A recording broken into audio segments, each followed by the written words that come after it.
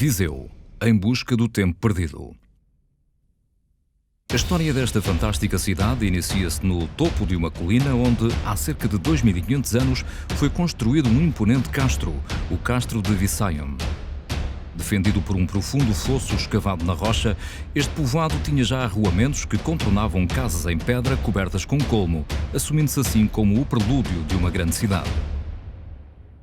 Estes guardavam e cozinhavam os alimentos em vasos feitos à roda, uma inovação tecnológica de então, e armazenavam os cereais em silos escavados na rocha.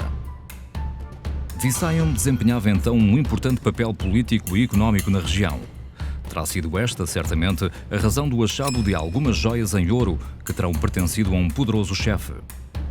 Estávamos então na Idade do Ferro, a era de um dos maiores heróis peninsulares, Viriato, adotado por Viseu como seu herói mítico.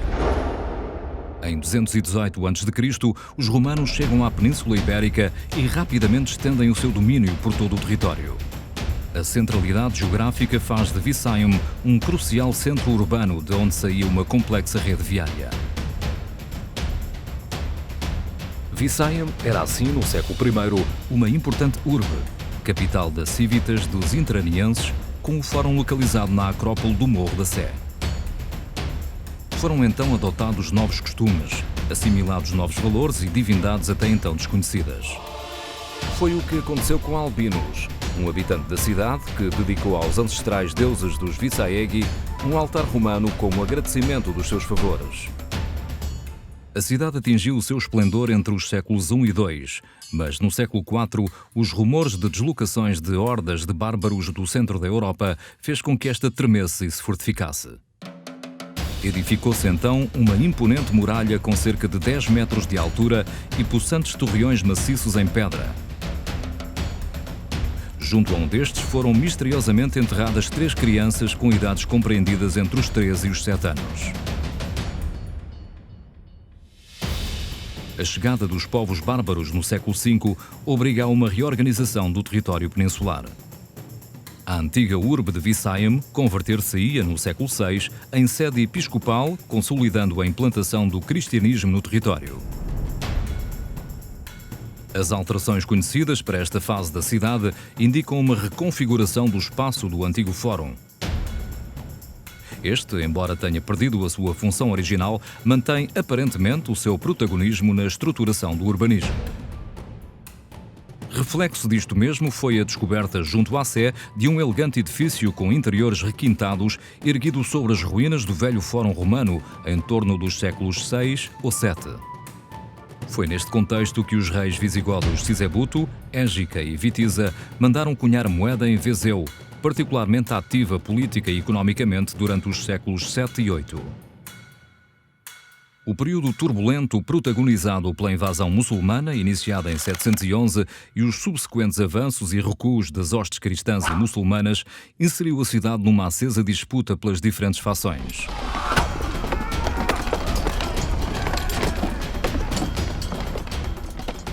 Durante a ocupação cristã do século X, Ramiro II intitula-se rei e elege a cidade como capital de Portugal. Ramiro pensou então numa cidade nova e começou por construir a sua defesa.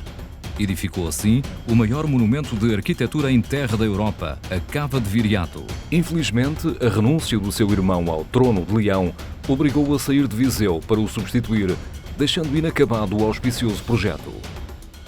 Terá sido na Cava de Viriato que, nos finais do século X, o general muçulmano Almansor instalou a sua base de operações militares para atacar Leão, Astorga e Santiago de Compostela, e terá sido também aqui que ele terá repartido o saque trazido da capital da cristandade.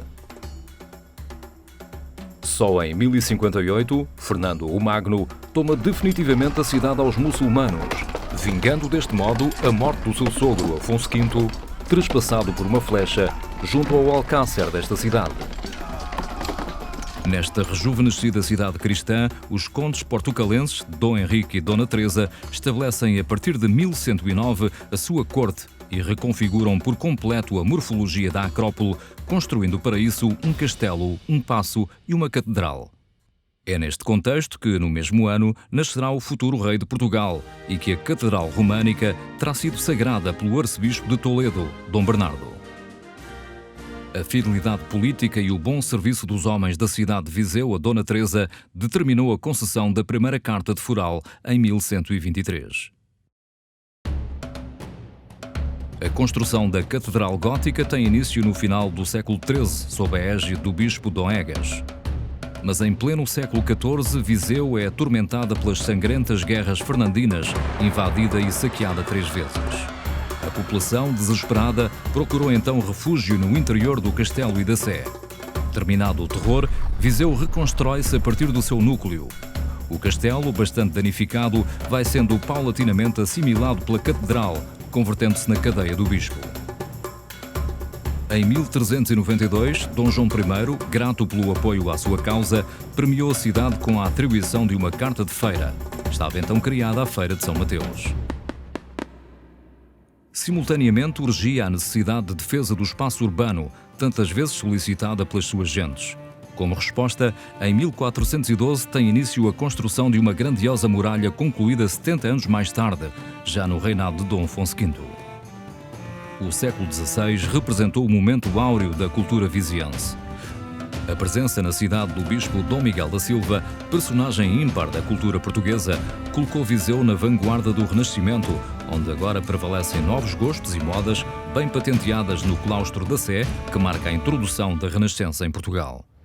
Simultaneamente, destacava-se um pintor, Vasco Fernandes, enigmático, mágico, mestre. O Grão Vasco marcou a pintura do seu século. O retábulo da Capela de São Pedro da Sé de Viseu, influenciado pelas ideias inovadoras de Dom Miguel da Silva, é a sua obra-prima. No dia 10 de fevereiro de 1635, a tragédia abater-se-ia sobre a Sé. A negligência aliada, porventura, a uma tremenda tempestade, provocou a estrondosa derrocada da fachada. Da ruína nasceu uma nova obra projetada e executada pelo arquiteto espanhol João Moreno. O Passeio dos Cónegos, obra notável do século XVII, ditou o desmantelamento das ameias do castelo, colocando fim a uma herança militar com séculos.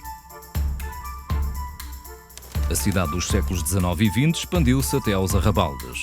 Rasgaram-se novas ruas e construíram-se modernos edifícios. O antigo Passeio de Dom Fernando transforma-se no epicentro da cidade.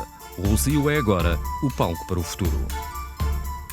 No século XX distinguem-se figuras ilustres da cultura e da política, como Francisco de Almeida Moreira, fundador e primeiro diretor do Museu Nacional de Grão Vasco, dedicou a sua vida à arte e à cultura, deixando um extraordinário legado que ainda hoje podemos vivenciar.